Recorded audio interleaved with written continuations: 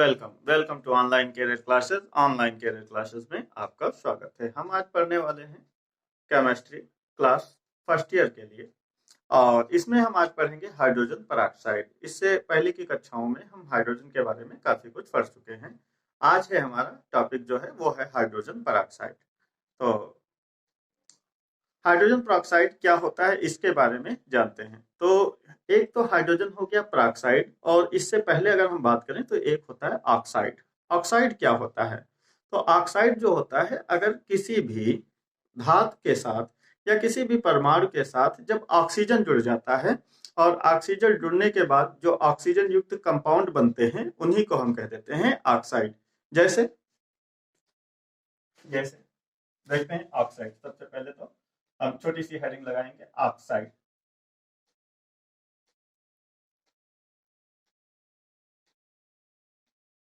ठीक है। और ये क्या होते हैं? तो ये होते हैं कि ऑक्सीजन युक्त ऑक्सीजन ऑक्सीजन युक्त युक्त यौगिक, ऑक्सीजन युक्त यौगिक यौगिक यौगिक ऑक्साइड ऑक्साइड कहलाते हैं।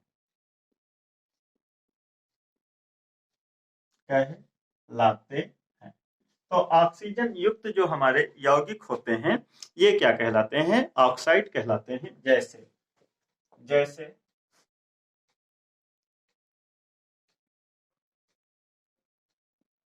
जैसे अगर हम बात करें H2O, है ना, ये H2O। तो H2O क्या होता है? तो ये जो H2O होता है ये हमारा होता है हाइड्रोजन का ऑक्साइड, जिसको हम जल कहते हैं, है ना। और ये किसका ऑक्साइड है? तो हाइड्रोजन का ऑक्साइड है। इसी प्रकार से अगर हम कहें यहाँ पर MgO, है ना, MgO, तो ये मैग्नीशियम का ऑक्साइड हो गया, इसको हम कहते हैं मैग्नीशियम ऑक्साइड। और ये क्या होता है? तो ये हमारा मैग्नीशियम का ऑक्साइड होता है। अच्छा, इसी प्रकार से अगर हम CaO कह दें तो ये कैल्शियम ऑक्साइड हो जाएगा, कैल्शियम का ऑक्साइड हो जाएगा। इसी प्रकार से अगर हम यहाँ पर कह दें Na2O, है ना, Na2O, तो ये क्या हो जाएगा? ये हमारा सोडियम का ऑक्साइड हो जाएगा। ठीक है। तो ऐसे यौगिक जो ऑक्सीजन परमाणु युक्त होते हैं उनको हम कहते हैं ऑक्साइड। ठीक है। अच्छा, दूसरी तरफ हमारे क्या होते हैं? पराक्साइड होते हैं। तो देखते हैं पराक्साइड क्या होते हैं भाई।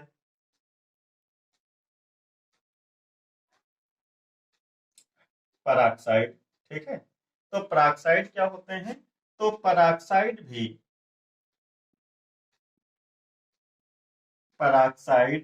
भी ऑक्सीजन ऑक्सीजन परमाणु ऑक्सीजन परमाणु युक्त ऑक्सीजन परमाणु युक्त यौगिक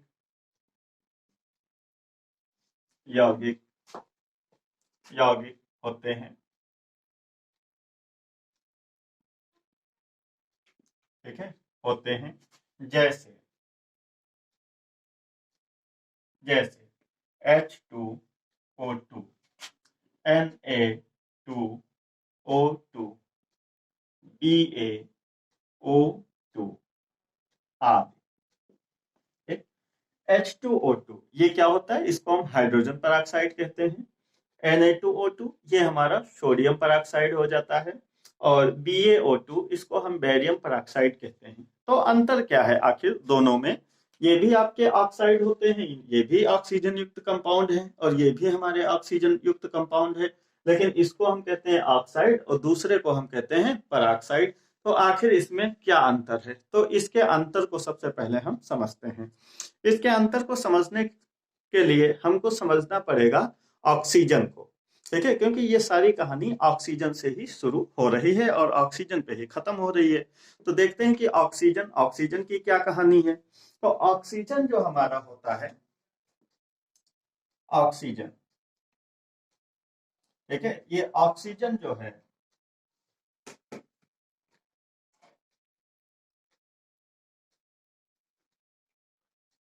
ऑक्सीजन, ठीक है, इसको रिप्रेजेंट करते हैं O से। तो ये ऑक्सीजन होता क्या है, तो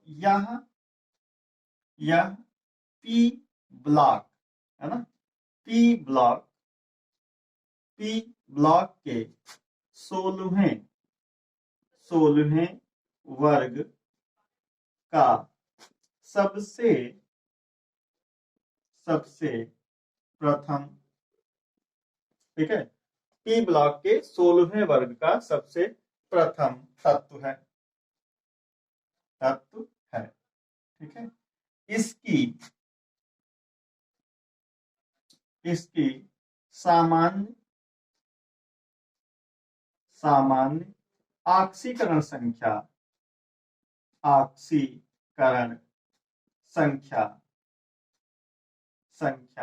-2, सामान्य ऑक्सीकरण संख्या -2 होती है।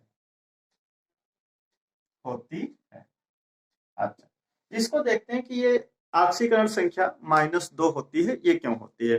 तो आप जानते हैं कि जो पीरियोडिक टेबल है, उस पीरियोडिक टेबल में जो भी तत्व हैं, ठीक है, वो सिर्फ अक्रिय गैस तत्वों को छोड़ करके जो भी तत्व होते हैं वो सब अस्थायी अवस्था में होते हैं, और अस्थायी अवस्था से ये स्थायी अवस्था ग्रहण करने की कोशिश करते हैं, और इस कोशिश में कुछ तो अपने इलेक्ट्रॉनों को दूसरे परमाणुओं को डोनेट कर देते हैं, और कुछ दूसरे परमाणुओं से अपने पास इलेक्ट्रॉन को ग्रहण करते हैं, और कुछ क्या करते हैं, साझा करते हैं। तो इन तरीके से ये अपने जो अष्टक होते हैं उन अष्टकों को पूरा करते हैं। तो ऑक्सीजन में देखते हैं क्या होता है। तो जो हमारा ऑक्सीजन होता है, ऑक्सीजन, इसका परमाणु क्रमांक 8 होता है ना। तो ये परमाणु क्रमांक 8 होता है। अगर इसके इलेक्ट्रॉनिक विन्यास की बात करें तो ये हो जाएगा 1s2 2s2 और 2p4, ठीक है। अच्छा, यहाँ पर ये आप जो देख रहे हैं, ये जो दूसरा कोष है, इस दूसरे कोष में अधिकतम कितने इलेक्ट्रॉन हो सकते हैं, तो अधिकतम इलेक्ट्रॉन हो सकते हैं 8, ठीक है। ये आपने पढ़ा है कि जो हमारे कोष होते हैं, तो पहले कोष में कितने इलेक्ट्रॉन होते हैं, 2 इलेक्ट्रॉन होते हैं, और दूसरे कोष में अधिकतम कितने इलेक्ट्रॉन हो सकते हैं, तो अधिकतम हमारे दूसरे कोष में अधिकतम हमारे, ये शायद यहाँ पे दिख नहीं रहा है, हम आगे लिख देते हैं, ठीक है। तो ये ऐसा भी आप इसको लिख सकते हो, 2,6। अच्छा, तो जब आप पढ़ते हैं इसके बारे में, तो आप ये पढ़ते हैं कि जो हमारा कोई भी परमाणु होता है, तो परमाणु में एक नाभिक होता है जिसमें आपके प्रोटॉन और न्यूट्रॉन रहते हैं, और इसके साथ साथ क्या होता है, तो इसके साथ साथ इसके चारों तरफ होते हैं कोष, और उन कोषों में क्या रहते हैं, इलेक्ट्रॉन चक्कर लगाते रहते हैं। तो जब इलेक्ट्रॉन चक्कर लगाते रहते हैं, तो ये जो इलेक्ट्रॉन है, पहले कोष में जो इलेक्ट्रॉनों की संख्या होती है वो अधिकतम 2 होती है, और दूसरे कोष में अधिकतम संख्या 8 होती है, ठीक है, अधिकतम 8 होती है। यहाँ पर ऑक्सीजन के केस में आप ये देख रहे हैं कि पहले कोष में तो 2 है, ठीक है, ये 2 है आपका, लेकिन जो दूसरा कोष है उसमें कितने इलेक्ट्रॉन रह गए, तो उसमें 6 ही इलेक्ट्रॉन रह गए, जबकि इलेक्ट्रॉन होने कितने चाहिए, 8 इलेक्ट्रॉन होने चाहिए। अगर 8 इलेक्ट्रॉन हो जाते हैं यहाँ पर, तो ये एक अक्रिय गैस तत्व की संरचना को धारण कर लेगा, और किसकी संरचना को धारण कर लेगा, तो नियान। ये जो नियान होता है, नियान का परमाणु क्रमांक 10 होता है, ये होता है 2,8, है ना, और ये एक अक्रिय गैस तत्व की संरचना को धारण करता है, ठीक। और ये ऑक्सीजन भी क्या करता है, नियान की या अक्रिय गैस तत्व जो होता है इसकी संरचना को धारण करने की कोशिश करता है, और इस कोशिश में इसको कितने इलेक्ट्रॉन चाहिए, तो इसको 2 इलेक्ट्रॉन चाहिए, है ना, 2 इलेक्ट्रॉन चाहिए, मतलब इसमें 2 इलेक्ट्रॉन को ग्रहण करने की क्षमता होती है। तो ये जो 2 इलेक्ट्रॉन ग्रहण करने की जो क्षमता होती है, यही इसकी क्या कहलाती है, ऑक्सीकरण संख्या कहलाती है। तो अगर हम बात करें पी ब्लॉक के वर्ग 16, तो वर्ग 16 में जो भी तत्व होते हैं, जैसे कि ऑक्सीजन के नीचे होता है सल्फर के नीचे सेलेनियम के बाद होता है आपका टेलुरियम, और उसके नीचे आपका पोलोनियम होता है। तो इन सब की जो ऑक्सीजन ग्रहण करने की क्षमता होती है वो 2-2 होती है सामान्य अवस्था में, मतलब इनकी जो ऑक्सीकरण संख्या होगी वो -2 होगी, ग्रहण करना क्या होता है, माइनस होता है, इलेक्ट्रॉन को त्याग देना क्या कहलाता है, पॉजिटिव, है ना, प्लस। तो इनमें 2 इलेक्ट्रॉन ग्रहण करने की क्षमता होती है। इसका मतलब यह है कि इनकी सामान्य अवस्था में जो ऑक्सीकरण संख्या होती है वो होती है -2। इसको आप याद रखेंगे, ठीक। तो ऐसे कंपाउंड, ऐसे यौगिक, ठीक है, जिनमें ऑक्सीजन की सामान्य ऑक्सीकरण संख्या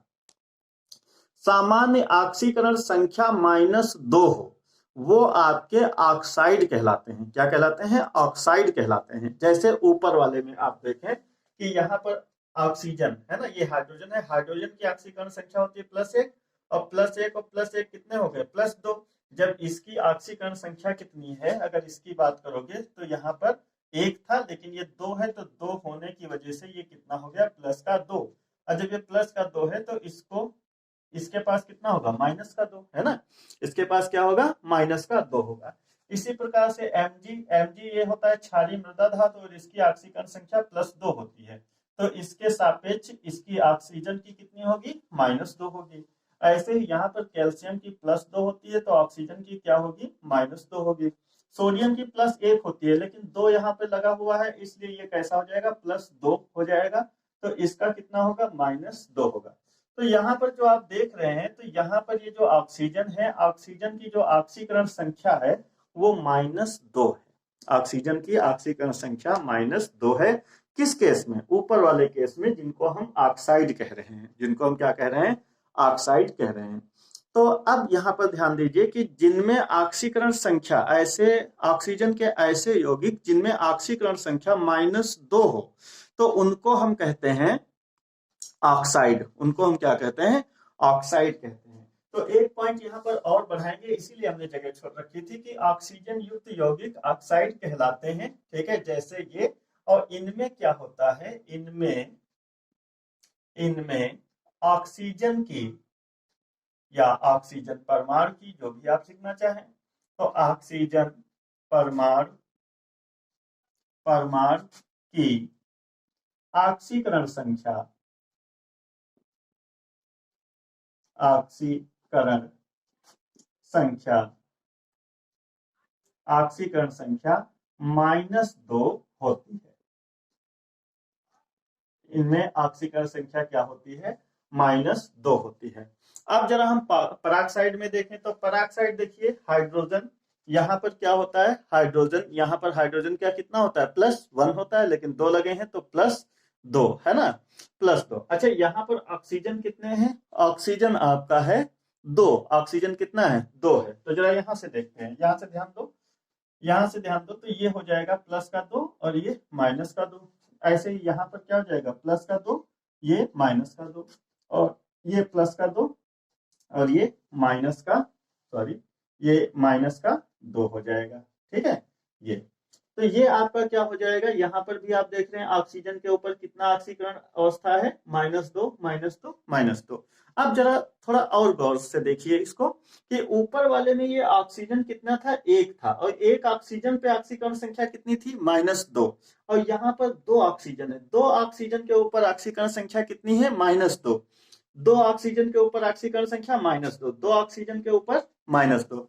तो अगर 2 ऑक्सीजन के ऊपर ऑक्सीकरण -2 है, तो अगर हम औसत देखें, औसत का मतलब एक ऑक्सीजन पर अगर हम देखें ऑक्सीकरण संख्या कितनी होगी, तो आप कहेंगे -1, क्योंकि 2 ऑक्सीजन के ऊपर ऑक्सीकरण संख्या कितनी है, -2। तो एक ऑक्सीजन पर कितनी हो जाएगी, -1 हो जाएगी। तो ऐसे यौगिक, ऑक्सीजन के ऐसे यौगिक जिनमें ऑक्सीजन की ऑक्सीकरण संख्या -1 होती है ना, ऑक्सीजन की ऑक्सीकरण संख्या -1 होती है, उनको हम पराक्साइड कहते हैं। तो ये बात आप याद रखेंगे। तो हम यहां पर लिखेंगे कि इनमें इनमें ऑक्सीजन ऑक्सीजन की ऑक्सीकरण संख्या ऑक्सीकरण संख्या ऑक्सीकरण संख्या -1 होती है, -1 होती है, ठीक है। इसको याद रखेंगे। तो ऑक्सीजन के ऐसे यौगिक जिनमें ऑक्सीजन की ऑक्सीकरण संख्या -2 हो उनको हम नॉर्मली ऑक्साइड कह देते हैं, लेकिन ऐसे कंपाउंड जिनमें ऑक्सीजन की ऑक्सीकरण संख्या -1 होती है तो उनको हम कह देते हैं पराक्साइड। ऐसे ही सुपर ऑक्साइड भी होते हैं। ठीक है, तो सुपर ऑक्साइड में क्या होता है, तो सुपर ऑक्साइड में भाई, सुपर ऑक्साइड में जो ऑक्सीजन की ऑक्सीकरण संख्या होती है वो आपकी 1/2 हो जाती है। ये हम आगे पढ़ेंगे, ठीक है, इसके बारे में हम आगे पढ़ेंगे। तो पराक्साइड, उम्मीद है पराक्साइड आपको समझ में आ गया होगा। सबसे पहली बात, ऑक्सीजन जो होता है, ऑक्सीजन में 2 इलेक्ट्रॉन ग्रहण करने की क्षमता होती है सामान्य अवस्था में, इसलिए इसकी ऑक्सीकरण संख्या -2 होती है। तो ऑक्सीजन के ऐसे यौगिक जिनमें इसकी ऑक्सीकरण संख्या -2 होगी उनको हम ऑक्साइड कहेंगे, लेकिन जिनमें ऑक्सीजन की ऑक्सीकरण संख्या -1 होती है उनको हम कहते हैं परा ऑक्साइड। ठीक है, उनको पराक्साइड कहते हैं। इसी प्रकार से आगे आपके सुपर ऑक्साइड भी होते हैं। ठीक है, सुपर ऑक्साइड क्या होते हैं, तो जैसे एक एग्जांपल हम ले लेते हैं, KO2, इसको हम कहते हैं सुपर ऑक्साइड। ठीक है, तो इसकी ऑक्सीकरण संख्या निकालना है हमको ऑक्सीजन की, तो K की तो +1 होती है, प्लस यहाँ पर हम ये 2 लिखेंगे और O की जगह क्या लिख देंगे, X, क्योंकि हमको पता नहीं है, ये 0 हो जाएगा। इस +1 को उधर ले जाओ तो ये हो जाएगा 2x = -1, तो x = क्या हो जाएगा, -1/2। ठीक है, तो जिनमें ऑक्सीजन की ऑक्सीकरण संख्या -1/2 हो जाए उनको हम सुपर ऑक्साइड कहते हैं। ठीक है, तो उम्मीद है आपको पराक्साइड समझ में आ गया होगा। तो आज हम क्या पढ़ने वाले हैं, हाइड्रोजन पराक्साइड। ठीक, तो हाइड्रोजन पराक्साइड पढ़ने के लिए आपको पराक्साइड समझना जरूरी है। तो अब देखो इसको क्या कहेंगे, अगर हम इसकी बात करें H2O2 तो यही हमारा होता है हाइड्रोजन पराक्साइड। अगर Na2O2 की बात करें तो इसको सोडियम पराक्साइड कहते हैं, और ये BaO2 जो होता है इसको हम बेरियम पराक्साइड कहते हैं। ठीक, तो इतना नोट कर लो, फिर हम आगे बढ़ते हैं।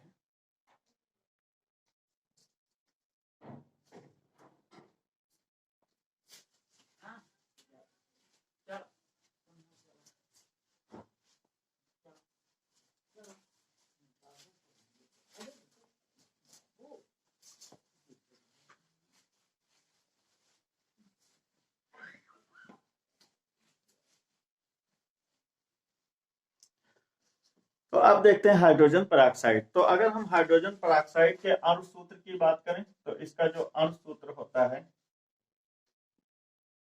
वो होता है आपका H2O2, ये होता है इसका अणु सूत्र। तो हाइड्रोजन पराक्साइड का निर्माण सर्वप्रथम हाइड्रोजन हाइड्रोजन पराक्साइड पराक्साइड का निर्माण सर्वप्रथम फ्रेंच, है ना, फ्रेंच का मतलब होता है फ्रांस में रहने वाले, है ना, तो फ्रेंच वैज्ञानिक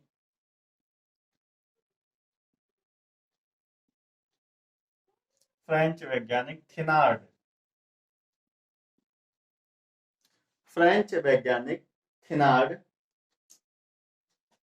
ने ने सन 1818 ईस्वी में, सन 1818 ईस्वी में बेरियम पराक्साइड, है ना, बेरियम पराक्साइड, बेरियम, अभी बताया था बेरियम पराक्साइड का सूत्र क्या होता है, BaO2। तो पर बेरियम पराक्साइड पर तनु हाइड्रोक्लोरिक अम्ल, तनु हाइड्रोक्लोरिक अम्ल का फार्मूला होता है HCl, तनु HCl, तनु हाइड्रोक्लोरिक अम्ल की अभिक्रिया द्वारा, की अभिक्रिया द्वारा, अभिक्रिया द्वारा किया था, ठीक है। तो सबसे पहले फ्रेंच वैज्ञानिक थे जिनका नाम था थिनार्ड। तो थिनार्ड ने क्या किया कि बेरियम पेरोक्साइड पर हाइड्रोजन तनु हाइड्रोक्लोरिक अम्ल की अभिक्रिया कराई, और अभिक्रिया कराने पर जो उत्पाद बना, ठीक है, वो क्या बना, हाइड्रोजन पेरोक्साइड। उन्होंने इसे ऑक्सीजन युक्त जल नाम दिया। उन्होंने उन्होंने इसे इसे हाइड्रोजन हाइड्रोजन युक्त युक्त जल नाम दिया तथा इसका इसका रासायनिक सूत्र या अणुसूत्र रासायनिक सूत्र H2O2 बताया। ठीक है। तो थिनार्ड ने इसको सबसे पहले बनाया था। ये थिनार्ड जो थे ये आपके फ्रेंच वैज्ञानिक थे, मतलब फ्रांस में रहने वाले थे, फ्रांस के वैज्ञानिक थे। 1818 में इसका निर्माण किया था, और इसका निर्माण बेरियम पेरोक्साइड के ऊपर तनु HCl की क्रिया के द्वारा कराया था। इसका अणुसूत्र इन्होंने H2O2 बताया, और इसे कहा ऑक्सीजन युक्त जल। अब देखिए यहाँ पर एक जो पॉइंट है, ऑक्सीजन युक्त जल, ये ऑक्सीजन युक्त जल इसको क्यों कहा, तो ध्यान दीजिए, ये जो H2O2 है, H2O2, इसको जरा ध्यान से देखिए, तो इसमें ये क्या है, ये है H2O, और साथ में क्या है, ये आपका ऑक्सीजन है। ठीक है। तो ये तो हो गया जल, ये क्या हो गया, जल, और ये क्या हो गया, तो ये हो गया ऑक्सीजन, है ना, ऑक्सीजन। तो कहने का मतलब ये है कि जो जल का अणु होता है H2O2, है ना, H2O2, इसी में एक ऑक्सीजन और जुड़ जाता है, तो हमारा क्या बन जाता है, H2O2 बन जाता है। इसीलिए इस H2O2 को, जिसको हम क्या कहते हैं, हाइड्रोजन पेरोक्साइड कहते हैं, हाइड्रोजन पेरोक्साइड क्या कहते हैं, हाइड्रोजन पेरोक्साइड कहते हैं। तो ये क्या होता है, तो ये आपका, ये क्या हो गया, जल, और ये क्या हो गया, ऑक्सीजन। तो ये क्या हो गया, ये ऑक्सीजन युक्त जल हो गया। ये क्या हो गया, ऑक्सीजन युक्त जल हो गया। मतलब इसमें दो चीजें हैं, एक तो जल है और दूसरा क्या है, ऑक्सीजन। तो ऑक्सीजन युक्त जल इन्होंने इसका नाम दिया, जो बाद में यही हाइड्रोजन पेरोक्साइड कहा जाने लगा। ठीक है। तो उम्मीद है आपको ये क्लास समझ में आ गई होगी। अगर आपको क्लास अच्छी लगती है तो कृपया इसे लाइक करें, सब्सक्राइब करें, और अपने दोस्तों के साथ शेयर करें, और हमारे चैनल से जुड़े रहिए। इस पर बहुत सारी जानकारियां आपको मिलेंगी। केमिस्ट्री तो इस पर चलेगी ही चलेगी, थोड़ा सा और चैनल ग्रो करने दीजिए, तो इस पर कक्षा 6 से लगा करके 12 तक की क्लासेस हम अवेलेबल कराएंगे, और इसके साथ साथ इस पर कंपटीशन की भी क्लासेस चलती हैं, तो कंपटीशन की क्लासेस भी आपको इसी चैनल पर मिलेंगी। Thank you very much for watching.